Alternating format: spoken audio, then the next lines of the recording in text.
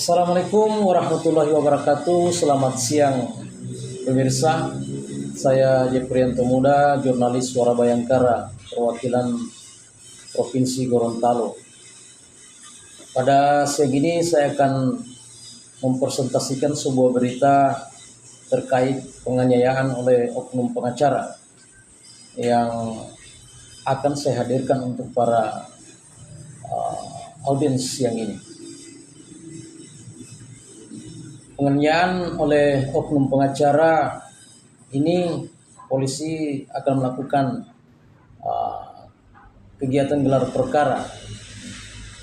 Satuan Reserse Kriminal Polres Gorontalo akan menggelar perkara terkait kasus dugaan penganiayaan yang diduga dilakukan oleh oknum pengacara yang berinisial DU. Nah, kasus ini terjadi pada Mei 2025, dipicu oleh persoalan pengurusan sertifikat tanah yang dipercayakan korban kepada DU.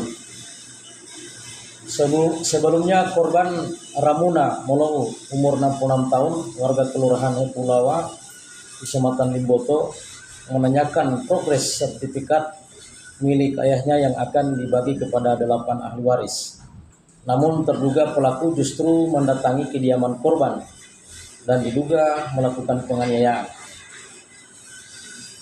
Kasat Reskrim Polres Gorontalo AKP Adrian Pratama melalui Kadit Tipiter Ibda Sumarlin Dale saat ditemui oleh awak media menyampaikan bahwa kasus tersebut segera dilakukan gelar perkara untuk penetapan alih status dari saksi menjadi tersangka.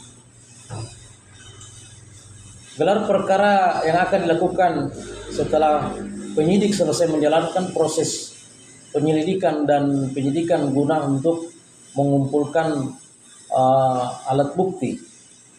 Nah, penyelidikan dan penyidikan ini sebagai mana tertuang dalam Undang-Undang Nomor 8 Tahun 1981 tentang Kitab Undang-Undang Hukum Acara Pidana.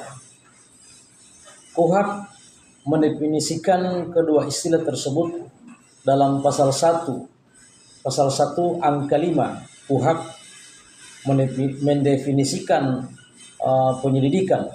Pada pasal 1 dan angka 2 KUHP mendefinisikan penyidikan. Selain KUHP, undang-undang lain pun juga memberikan kewenangan kepada institusi penegak hukum untuk melaksanakan proses tersebut, yaitu meliputi Undang-Undang Nomor 2 Tahun 2002 tentang Kepolisian Negara Republik Indonesia.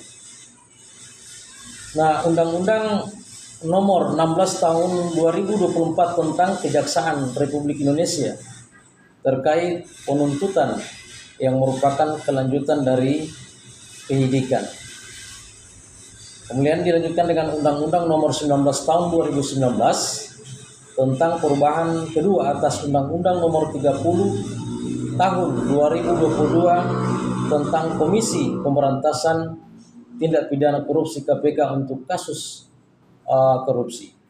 Dan undang-undang di atas adalah kerangka hukum utama yang mengatur bagaimana suatu tindak pidana diproses dari tahap awal penyelidikan hingga tahap penuntutan dan pengadilan. Satuan Reserse Kriminal Polres Gorontalo, dua alat bukti ini yang sah, yaitu keterangan saksi dan surat, sehingga dilakukan gelar untuk menetapkan status dari saksi menjadi tersangka. Sumarlin menambahkan selain menangani kasus dugaan penganiayaan, Polres Gorontalo juga masih memproses laporan dugaan penipuan yang dilakukan DU.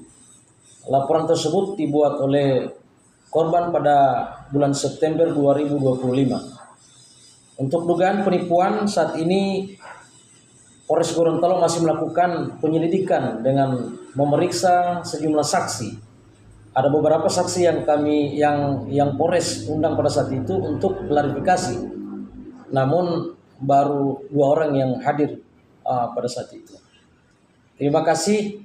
Semoga presentasi liputan pada saya semoga menjadi sebuah kajian bagi